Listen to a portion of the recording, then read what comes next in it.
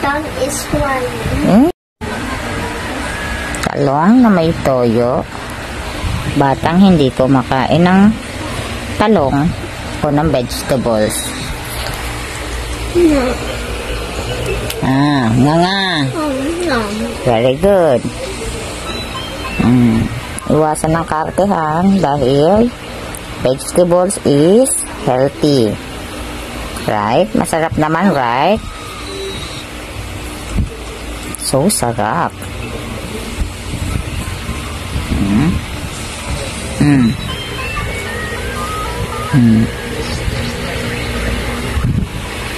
Sarap.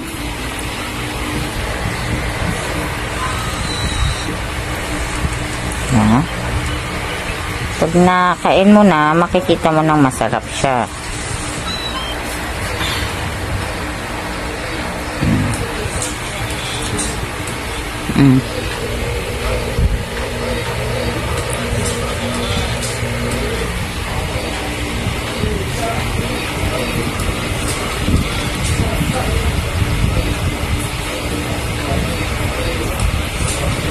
Tastes good.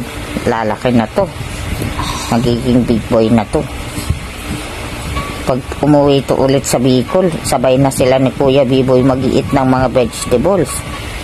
Diba? Sabay na kayo ni Kuya Biboy mag-iit ng vegetables.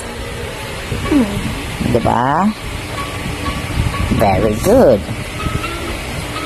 Pag ang bata kumakain ng vegetables, hindi nagkakasakit.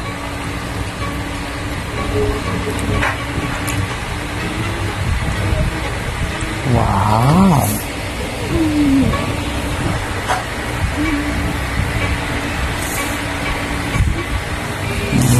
I choose my hands, guys, not kutsara kasi pag pinakain sa kanya, guys, you can push this. Yung technique ba? My tongue is crying. Your tongue is crying. Why? It's not spicy. Maybe your tongue discover a new taste, diba?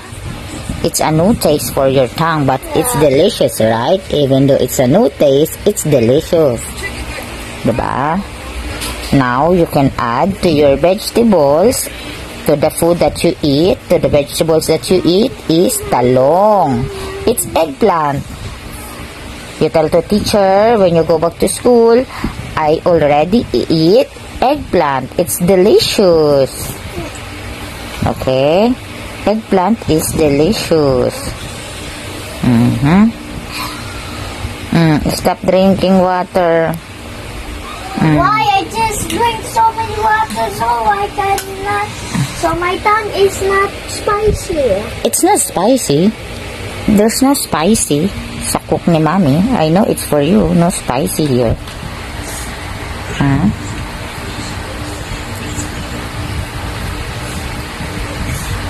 Medyo maasim-asim lang to, guys, kasi nga toyo tsaka toyo and lemon. So kaya siguro sinasabi niyang spicy. So different taste from the tongue. Sarap. Diba? Sagaan lang talaga, guys. So ito na lang, guys, ang tira niya. So better than hindi siya kumakain ng gulay, right? Better than not eating vegetables. Okay. Very good, Gabriel.